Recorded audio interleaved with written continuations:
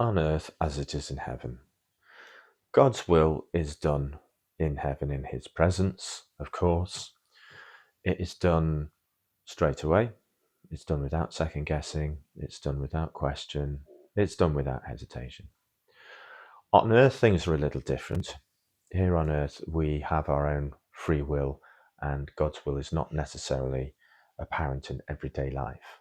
However, Romans 8:28 does say, "And we know that in all things God works for the good of those who love him, who have been called according to his purpose." Here on earth, of course, as humans, we have our own free will. So we can choose to follow our own will and our own desires wherever it leads us, or we can choose to submit that and follow the path God sets out for us. Now, as that verse seems to indicate, those who love him will follow his will, and those who don't won't. However, in the overall arching scheme that God has throughout history, from the beginning of time through to the end times, it will unfold according to his will. So basically, you have a choice whether you want to be part of that or not. And being part of that, you are bringing about God's will by following what he wants you to do, of course.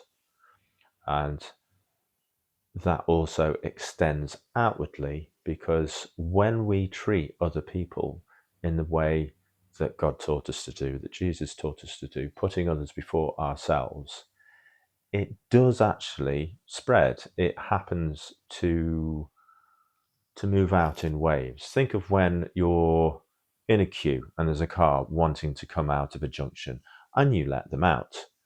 Almost invariably, a little bit further down the road, they will let somebody else out.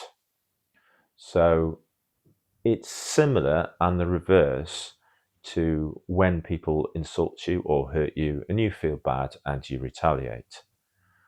God has set the world up so that even in an unthinking way, when we do good to others, that does actually spread God's love.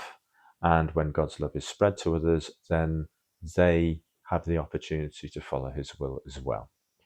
Thank you for listening.